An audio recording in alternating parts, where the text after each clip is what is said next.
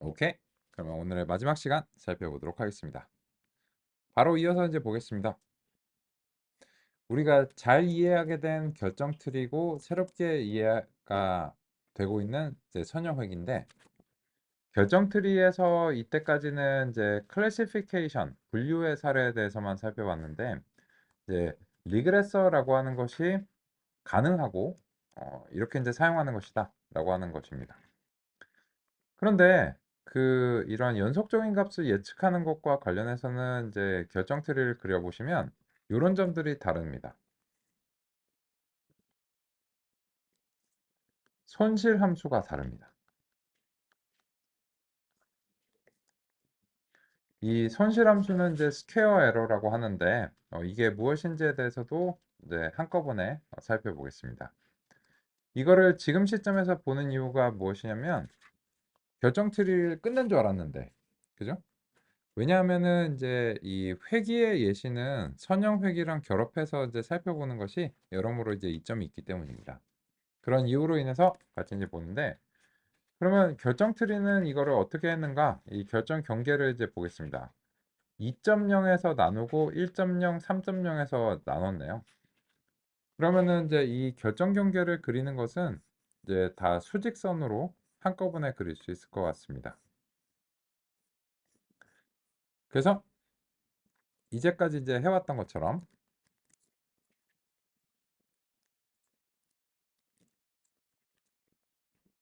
결정 경계,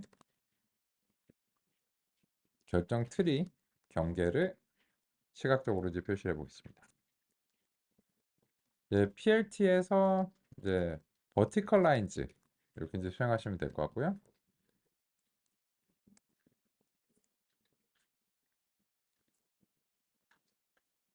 요게 이제 x 값이 그 1.0, 2.0, 3.0 이더라고요. 그죠? 1.0, 2.0, 3.0이요. 그리고 이제 요 범위는 0부터 4까지 정도로 이제 하면 될 것 같고 구분하기 위해서 뭐 컬러를 조금 이제 다르게 주고 그리고 라인 스타일도 살짝 다르게 줘보겠습니다.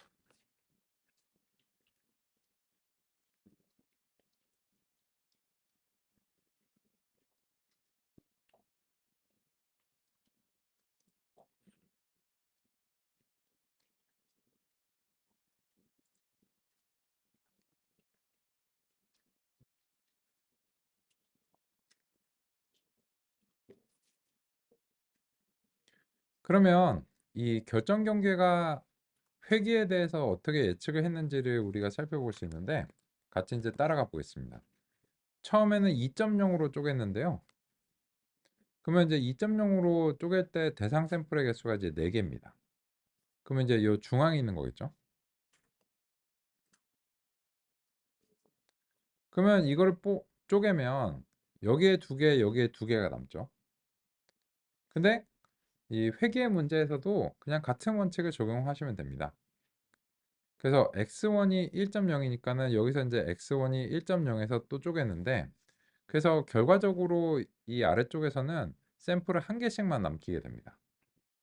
그래서 회귀의 문제에서는 순수해지는 시점이 언제냐면 샘플이 딱 하나 남게 되는 경우입니다.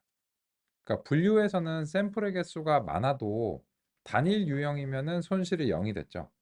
근데 회귀에서는 그런 유형이 없기 때문에 샘플이 딱 하나 남게 되는 때까지 쪼개야 됩니다. 그래야 순수해집니다. 그래서 요 영역에는 이 점 하나밖에 없고 요 영역에는 요거 하나 있고 요렇게 있고 요렇게 있습니다. 그죠? 그런데 과연 이런 스타일로 해서 예측을 수행하면 새로운 데이터를 잘 예측할 수 있을까요? 조금 걱정이 되죠.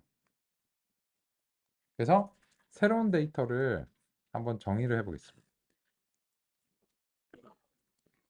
그러면 훈련 시점 이후에 새로운 데이터 포인트들이 들어온다고 가정해 보겠습니다.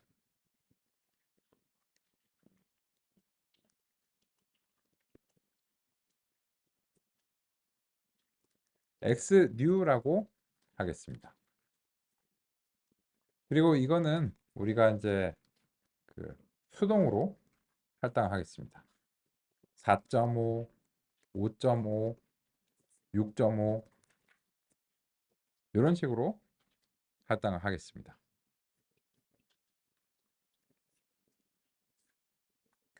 그러면 이제 이 새로운 데이터 집합도 그래프에다가 이제 그려보고 그리고 나서 이제 결정 경계가 어떻게 예측할 것인가 이런 점도 살펴보겠습니다.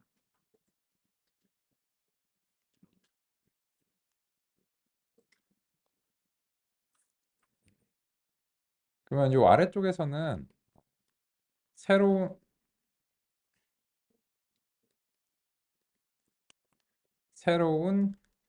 데이터 집합의 산점도를 이제 그리겠습니다.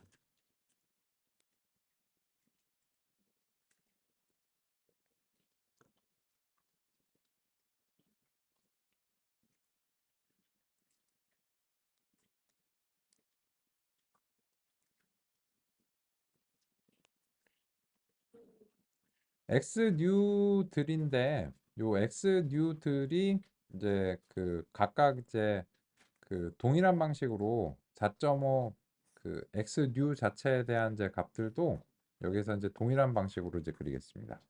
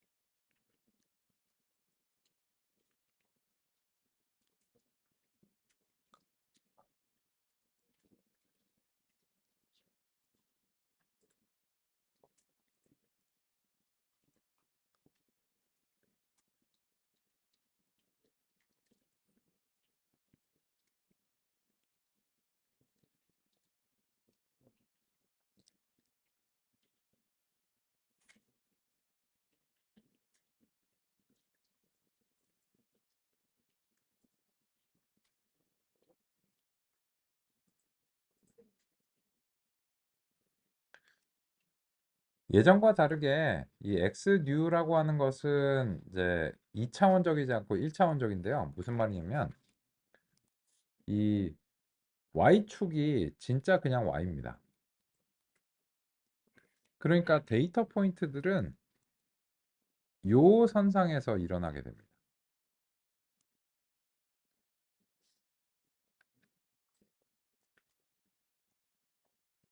즉, 요 데이터 포인트에 대해서 Y 값이 여기서 이제 예측이 되는 거예요. 그러면 우리가 새로운 데이터 포인트를 이제 규정하면 뭐 4.5, 5.5, 6.5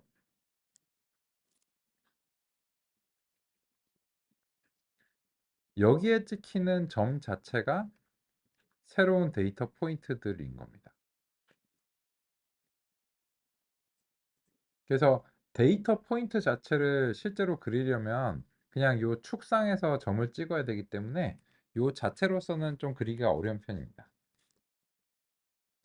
그래서 그냥 이 데이터 포인트에 대해서 결정 트리한테 예측을 시켜보고 선형외계한테 예측을 시키는 걸로 이제 살펴봤는데 그 결과를 비교 분석해 보겠습니다. 선형회귀는 학습 시점에서 다음과 같은 예측 모형이 형성됩니다.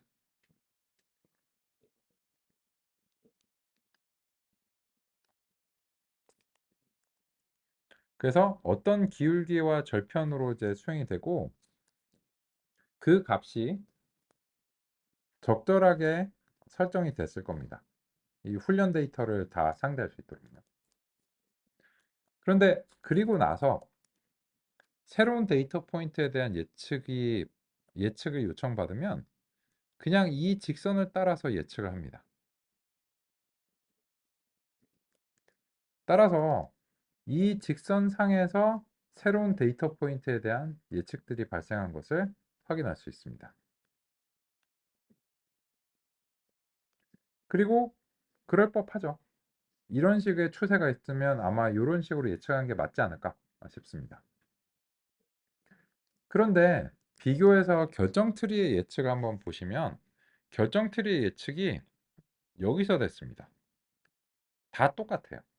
y 값이. 왜 그럴까요?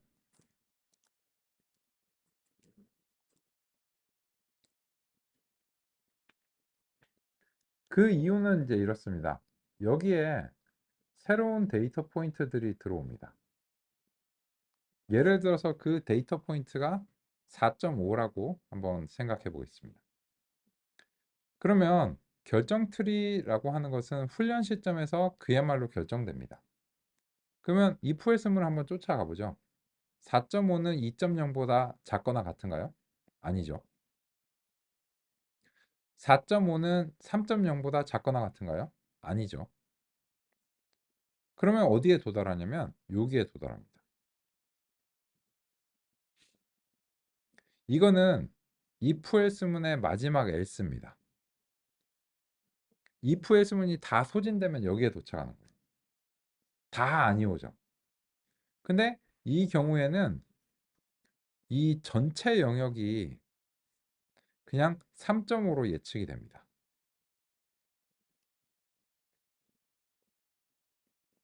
그래서 이 모든 요 이후의 값들이 다 3.5로 동일한 예측이 돼버린 겁니다. 그러면 실제로 만약에 이쪽 구간에 있는 값들은 어떻게 예측이 될까요? 요렇게 예측을 해버리겠죠. 또 요렇게 예측을 하고 요렇게 예측을 하겠죠. 그죠? 그래서 요 구간에 속하면 이 구간에 있는 것들은 다 그냥 이렇게 짝대기로 예측을 해버리는 겁니다. 근데 이런 예측이 현재 좋아 보이지 않죠. 그죠?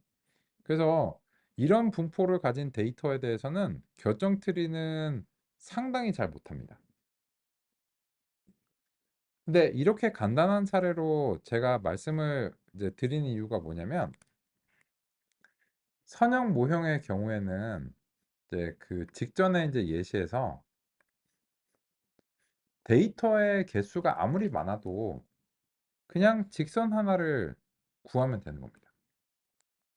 그런데 지금과 같은 데이터에 대해서 결정 트리를 훈련시키면 어떻게 될까요?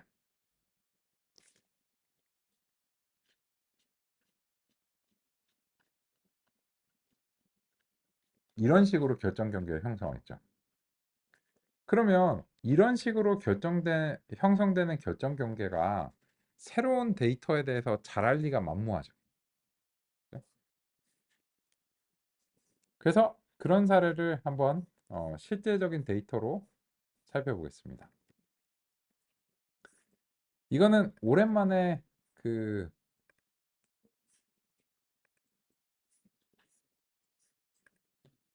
공유 폴더를 좀 참조해 보시고요.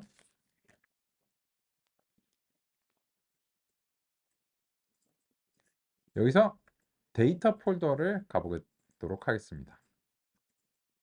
이 데이터 폴더에는 이 사이클런의 예시 데이터에 포함되지 않은 실습 데이터를 좀 살펴봤는데 이때까지는 그냥 사이클런의 예시 데이터만을 이제 가지고서 이제 해봤습니다. 네, 요번에는 크기는 작습니다만 사이클런에 포함되지 않은 거라서 여기서 이제 획득을 좀 해보겠습니다. 램 프라이스라고 하는 것을 그 다운로드 받으셔서 실습 폴더에다가 위치해 주시면 감사하겠습니다.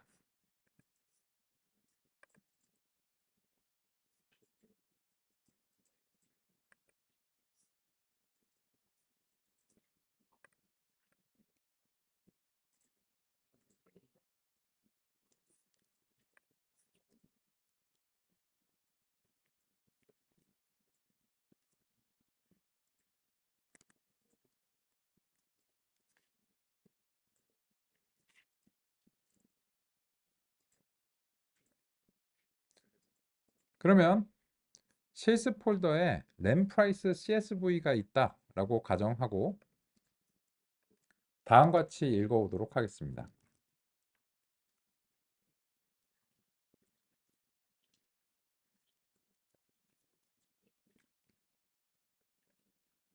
이거는 이제 데이터의 크기가 뭐 몇 킬로바이트밖에 안 되기 때문에 뭐 시간이 오래 걸리는 작업은 아닙니다.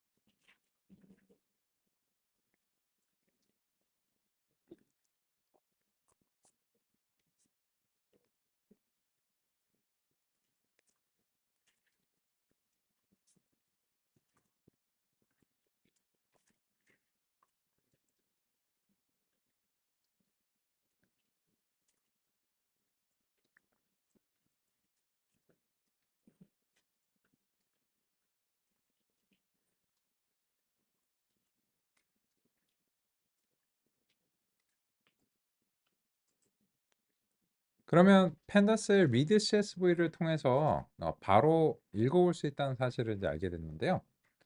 이 데이터셋을 간단하게 보겠습니다.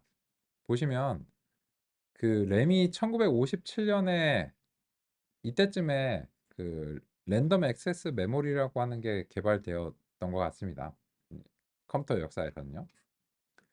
그리고 2015년까지 램 가격인데 이게 1메가바이트당 2015년 시점의 미화 가치로 환산한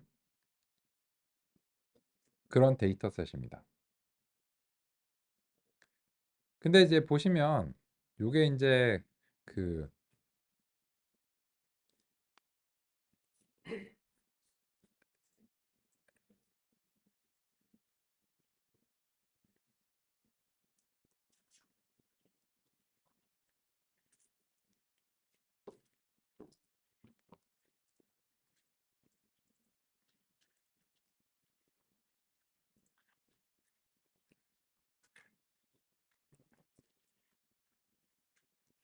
이 파이썬에서 공이 많은 경우에 그 리터럴 표기를 지원합니다. 그래서 이제 여기서 나오는 이제 표기가 그 공이 이제 많기 때문에 이게 이제 어떤 것인가를 좀 소개해 드리기 위해서 여기서 이제 간단하게 이렇게 이제 표시를 그 해보겠습니다. 이런 식입니다.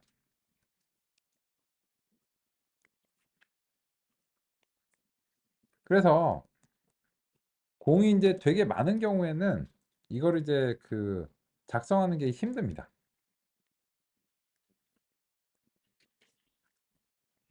이게 이제 얼마인지 알기도 좀 어렵고요.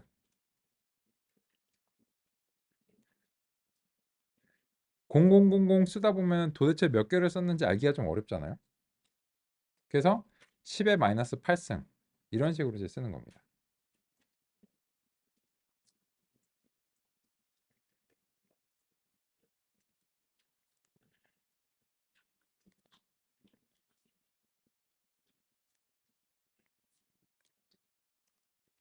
소수점이 이제 너무 상세한데 뭐 그렇게 이제 상세하게 볼 필요가 없으니까 소수점 이제 두 자리 정도에서 이제 보면은 이제 이런 식으로 이제 나오는데요.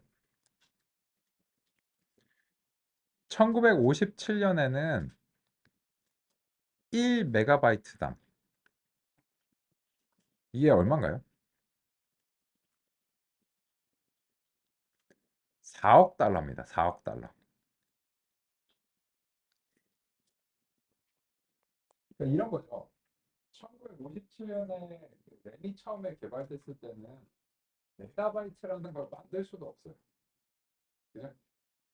그 옛날에 90년대 컴퓨터 써보신 혹시 경험이 있으시면 당시에 메가바이트는 꽤 큰 단위였습니다. 그죠?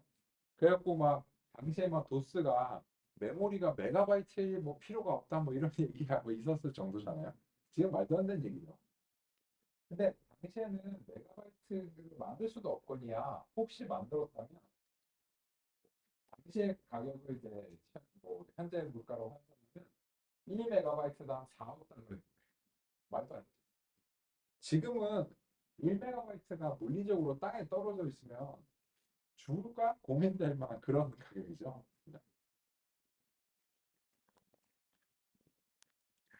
그래서 요 그 2015년에는 1메가바이트는 거의 빵원에 가깝습니다. 그래서 소수점 두 자리 정도로 표현해서는 제대로 표현도 안 돼요. 그죠? 그래서 이제 요 제한을 이제 없애고 혹은 이제 제한 자체를 한 소수점 네 자리 정도까지로 해야지 간신히 이게 이제 보입니다.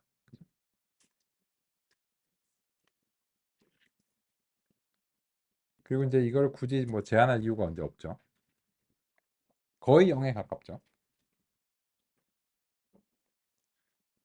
그러면 이거를 우리 가격의 추세를 그래프로 좀 그리기 위해서 먼저 이제 데이트열을 이제 색인화로 하고요. 그리고 나서 이제 그냥 평범한 선 그래프로 이렇게 이제 그려보겠습니다.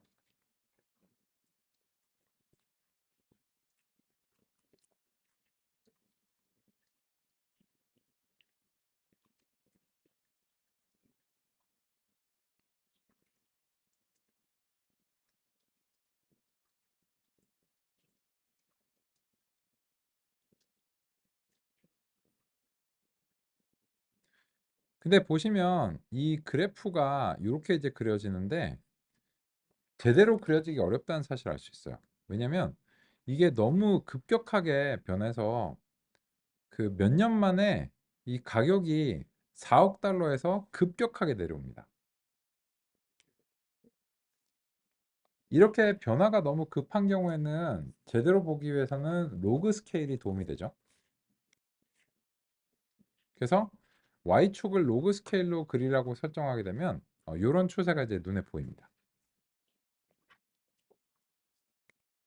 그래서 이쪽은 이제 로그 프라이스죠.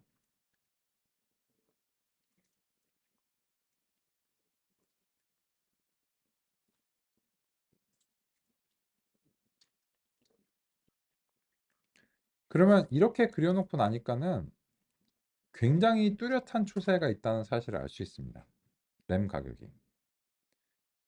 이런 거를 관찰한 사람이 누굴까요? 유명한 사람인데요. 무어죠. 그죠? 무어의 법칙.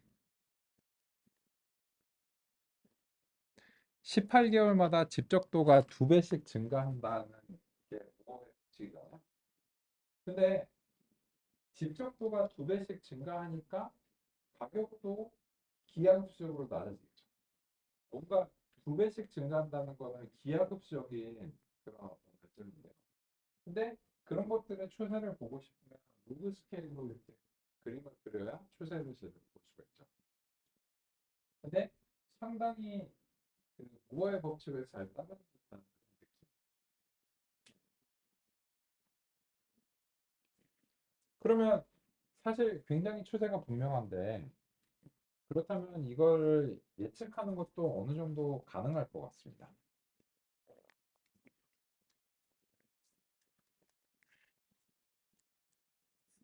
그래서 이거를 이제 예측하고 싶은데 우리가 이제 훈련 시험 데이터를 좀 나눠 보겠습니다.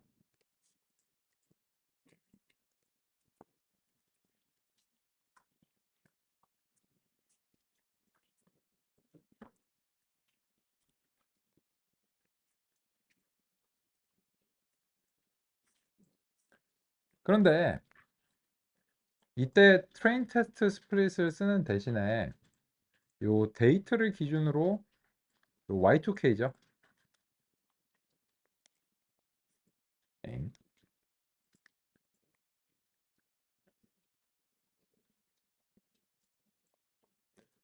Y2K를 기준으로 훈련과 시험 데이터를 이제 나누겠습니다.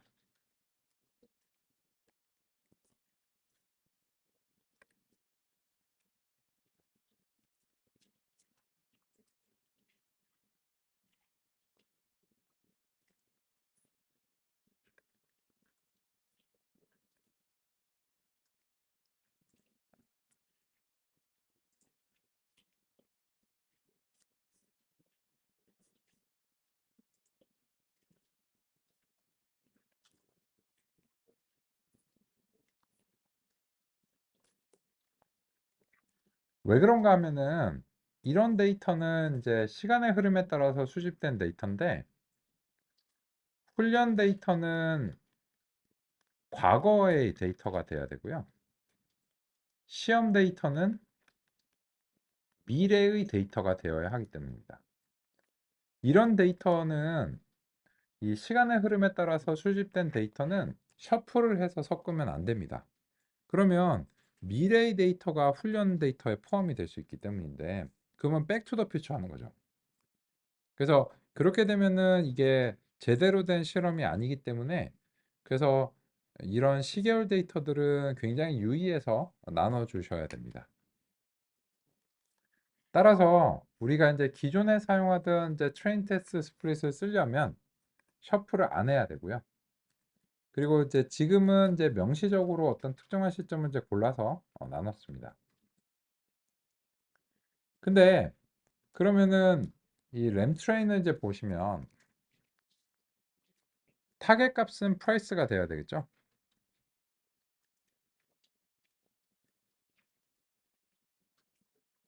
그러면 남은 거는 데이터는 데이트밖에 없습니다. 그래서 1차원 데이터라고 할 수 있는데요. 그래서 요 프라이스 값이 Y 트레인 타겟이 되는 겁니다. 그리고 요거는 이제 투넘파이로 내리겠습니다. 그러면 트레인 데이터는 데이트가 돼야 되는데 얘가 이제 아까 상위 드린 이유로 인해서 S by N개가 되어야 해서요. 마지막에 이제 리쉐입까지 이제 해주겠습니다. 그래서 트레인 데이터와 이제 트레인 타겟을 다음과 같은 방식으로 이제 가공합니다.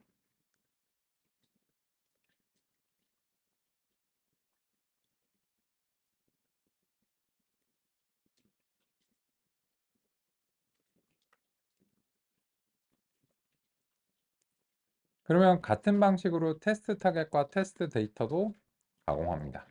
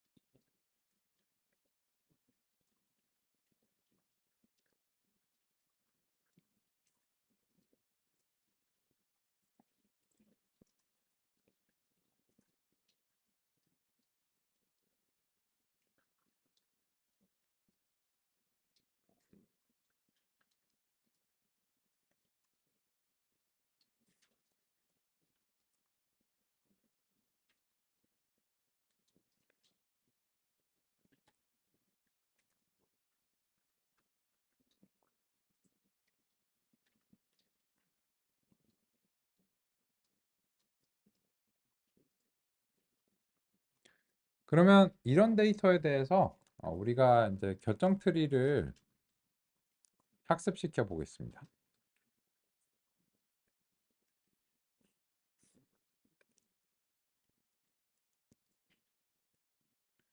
디시전 트리 이제 리그레서 하고요. 트레인 데이터에 대해서 이제 학습시키는데 이번에는 이제 모델 평가를 사용하지 않은 이유가 우리가 이제 이미 이제 모델 평가의 기능을 의지하지 않고 훈련과 시험 데이터를 이제 나눴기 때문이고 그래서 오랜만에 이거를 이제 직접 한번 해보겠습니다. 그러면 이제 그 훈련 점수와 이제 시험 점수가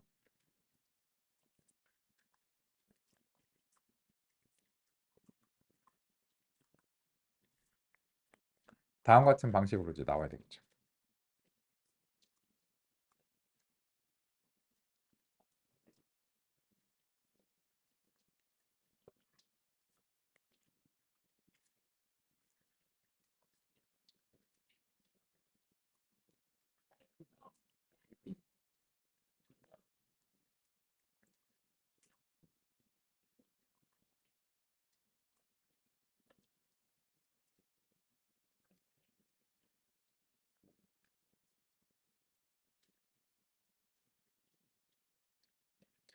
오랜만에 이런 거 하려니까 좀 귀찮죠. 그죠?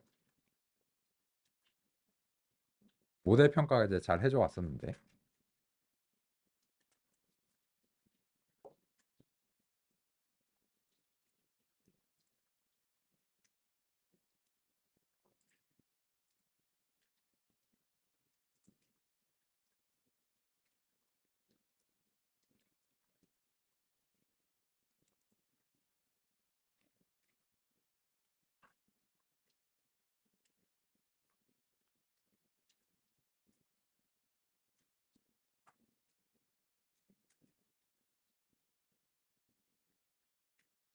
근데 보시면 굉장히 황당한 점수가 나온 걸 확인할 수 있습니다. 훈련 점수는 100점인데요. 시험 점수는 마이너스 점수가 나왔습니다. 아니, 점수가 어떻게 마이너스가 나올 수 있어? 라고 하실 텐데요. 이게 왜 그런가 하면은 이제 그 분류에서는 이제 가능한 최소값이 빵점이죠. 근데 이 연속적인 값들은 평가하는 방식이 좀 다릅니다. 그래서 마이너스 점수가 나올 수도 있습니다. 이거는 또한 새로운 소식이기 때문에 같이 살펴보겠습니다.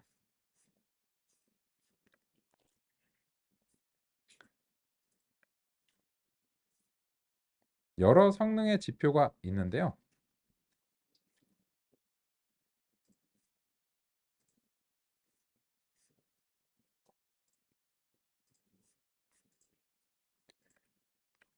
회기의 성능 지표가 여러 가지가 있습니다. 그 중에서도 지금 사용된 것은 요 결정계수라고 하는 것입니다. 결정계수 R2. 결정계수는 연속적인 값에 대한 정확도와 비슷한 느낌으로 지표를 생성합니다. 1에서 전체 변동 중 잔차 변동이 차지하는 비율을 뺀 값으로 계산합니다. 잔차 제곱합은 모델의 예측값과 실제값 간의 차이, 즉 잔차의 제곱을 모두 더한 값입니다. 이는 모델이 데이터의 각 점에서 얼마나 오차를 범하고 있는지를 나타냅니다. 이것을 목표값과 그것의 평균값의 차이를 제곱하여 더한 값인 총변동으로 나누어 줍니다. 이는 모델이 데이터의 변동을 얼마나 잘 설명하는지를 나타냅니다. 그래서 대체로 0과 1 사이의 값으로서 성능을 표시합니다. 1에 가까울수록 모델이 데이터를 잘 설명하고 있음을 의미합니다. 예측이 목표값의 평균인 경우 결정계수는 0 됩니다. 그것의 의미는 예측값이 목표값의 평균 정도 수준이기 때문에 모델이 데이터를 설명하는 데 실패하고 있다고 볼 수 있습니다. 예측이 매우 부정확할 경우 음수가 될 수도 있습니다. 이는 모델이 데이터의 평균보다도 나쁜 예측을 하고 있다는 것을 나타냅니다. 정확도로 환산한 듯한 느낌이기 때문에 성능이 얼마나 좋은지를 평가하는 데 유용합니다.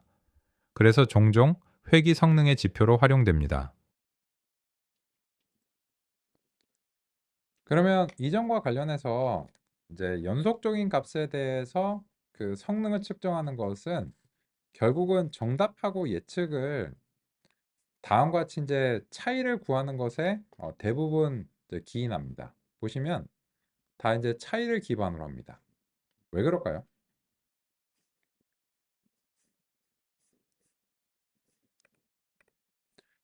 분류의 경우에는 정답하고 예측값을 이렇게 이제 비교를 할 수 있죠. 그러면 그 결과 같으면 참이고 틀리면 거짓입니다.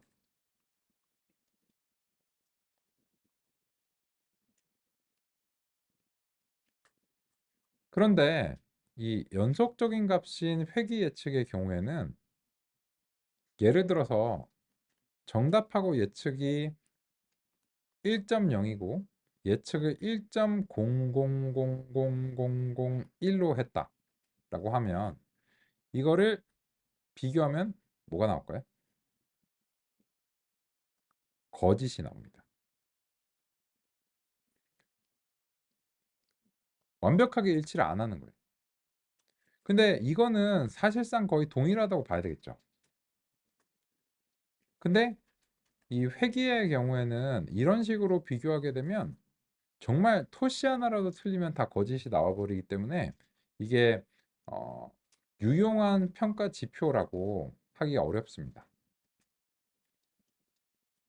그래서 이 회계의 경우에는 이 완벽하게 정확한 값인 게 중요한 게 아니라 얼마만큼의 차이가 나는가, 오차 또는 잔차라고 번역이 되는 이런 값을 기준으로 대체로 이제 수행합니다. 그러면 이제 그런 부분들이 이제 새로운 소식이기 때문에 몇 가지 이제 간단한 이제 예시로 한번 이제 체험을 해보겠습니다.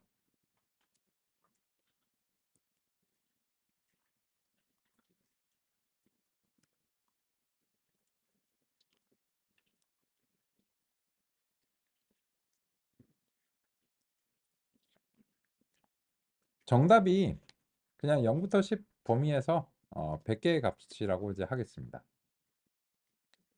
그러면 이제 예측의 경우에는 이 정답에 대해서 어느 정도 좀 오차가 있겠죠. 그죠? 그래서 이제 어느 정도의 오차를 이제 가지는 경우를 이제 가정해 보겠습니다.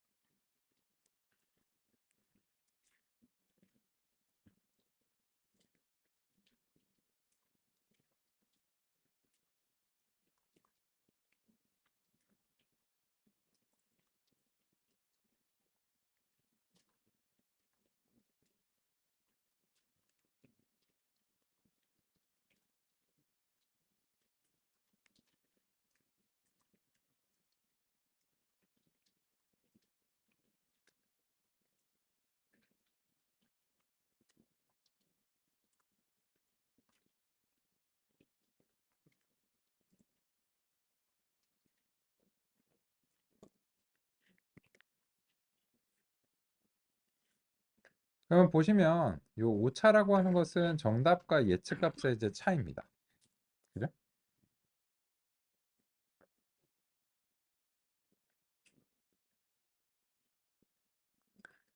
그러면 이제 이 오차를 하나의 단일한 값으로 이제 표현하기 위해서 몇 가지 이제 방식을 이제 채택할 수 있는데요. 가장 직관적인 방식은 평균 절대 오차입니다. 평균 절대 오차, 목표값과 예측값의 차이를 평균적으로 측정합니다. 집계 시점에서 오차가 양수 또는 음수가 될 수 있기 때문에 오차의 절대값을 기반으로 평균을 구합니다. 오차의 크기가 그대로 반영되므로 모델 예측의 실제적인 오차 크기를 직관적으로 이해할 수 있습니다. 그러면 이런 거죠. 이게 그 오차가 있는데 각각의 표본별로 오차가 있기 때문에 그 오차의 이제 평균값을 구하는 거고 서로 상쇄되지 않게 절대값을 취하는 거죠. 즉 이런 거죠. 첫 번째 표본에 대해서 오차가 뭐 마이너스 1.76인데 좀 높은 편이죠. 두 번째 오차는 0.4로 조금 낮은 편이고 이런 어떤 절대적인 그 오차 값들이 얼마나 이제 발생하는가를 평균적으로 측정하는 게 그야말로 평균 절대 오차입니다.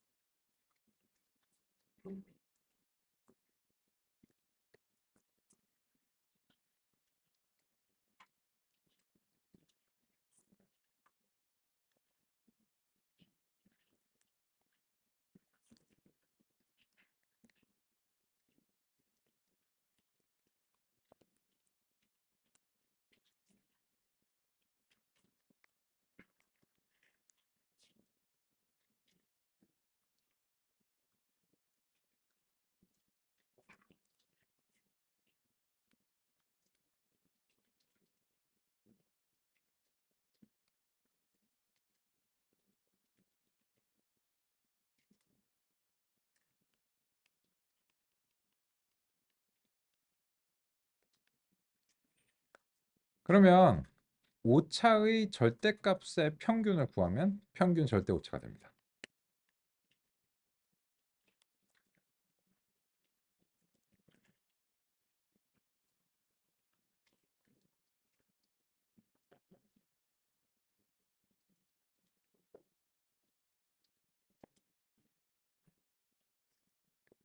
이 값의 최소값은 당연히 0이겠죠. 완벽하게 다 일치하는 경우에 다 0이 됩니다. 비슷한데 약간 다른 방식도 있습니다. 평균 제곱 오차, 예측값과 실제값의 차이를 제곱한 것들의 평균입니다. 오차를 제곱하기 때문에 큰 오차에 더 큰 가중치를 부여합니다. 이상치 아웃라이어에 매우 민감합니다. 큰 오차를 더 심각하게 다루어야 하는 경우 MSE가 유리할 수 있습니다. 예를 들어 큰 오차가 발생할 경우 비용이나 다른 중요한 결과에 큰 영향을 미치는 상황에서 MSE를 사용하는 것이 적합합니다. 이상치가 빈번하게 발생하거나 이상치의 영향을 줄이고 싶을 때는 MAE를 선택하는 것이 좋습니다. MA에는 각 오차를 동일하게 취급하기 때문에 이상치의 영향을 덜 받습니다. 요거는 이제 좀 부연해서 소개해드리면 이런 겁니다. 이거를 제곱을 하면 작은 값은 제곱하면 더 작아집니다. 그런데 큰 값은 제곱하면 더 커집니다. 그래서 오차가 크면 클수록 얘는 강조해서 보이는 거고, 오차가 작으면 훨씬 작아집니다. 그래서 이제 이상치에 민감하게 반응을 하는 것이 필요한 경우에는 평균 제곱 오차를 사용하는데요. 이건 뭐 구현은 아주 간단합니다. 제 마음 알았네요. 그 다음에 평균 제곱 오차. 제곱을 하면은 절대값을 취할 필요가 없죠. 제곱을 하면 다 양수가 돼버리기 때문에요. 그래서 이제 오차의 제곱을 해서 평균을 내면 평균 제곱 오차가 되는 겁니다. 지금의 경우에는 우리가 이제 요 노이즈 값을 0일 범위에서 이제 만들었기 때문에 이 평균 제곱 오차도 그렇게 크진 않은 편이에요. 근데 만약에 이 분산 자체를 좀 크게 간다든지 하면은 이 평균 제곱 오차가 크게 차이가 날 가능성도 있습니다. 분산을 조금 키워줘 볼게요. 예를 들어서 이제 뭐 분산 5 정도로 이제 키웠다. 분산을 꽤 넓게 잡으면 평균 절대 오차는 이 단위가 동일하기 때문에 그렇게 많이 안 나는데 평균 제곱 오차는 이 오차가 증가하면은 평균 제곱 오차는 크게 증가합니다.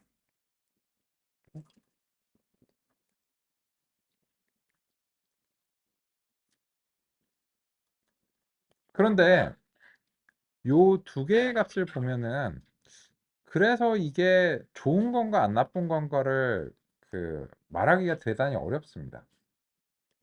왜냐하면 분류의 경우에는 0%부터 100%까지의 이제 성능의 기준선이 있어서 얼마가 나오면 아 얘가 100점 만점에서 어느 정도 성능이구나 이렇게 얘기를 할 수가 있는데 이 평균 절대오차나 평균 제곱오차를 보면 그래서 이게 좋다는 것과 나쁘다는 건가 알기가 어렵고 그리고 이 y 값의 크기에 따라서 이 값에 영향을 받기 때문에 단위에도 영향을 많이 받습니다. 그래서 이 100점 만점으로 환산한 듯한 느낌으로 보고 싶을 때는 이 결정계수라고 하는 지표를 사용하는데요. 요거는 뭐 구현이 간단하긴 한데 비교해서 이제 보겠습니다.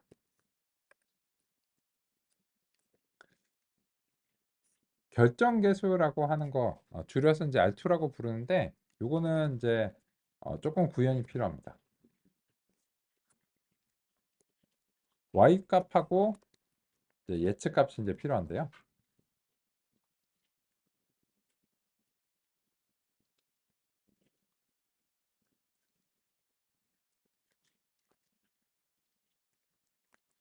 먼저 이제 정답의 평균값을 y 민이라고 하겠습니다. 요거 이제 정답 평균입니다.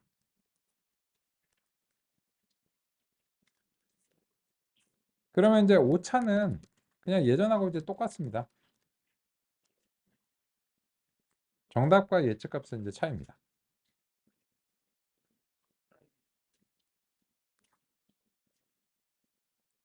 그러면 여기에 대해서는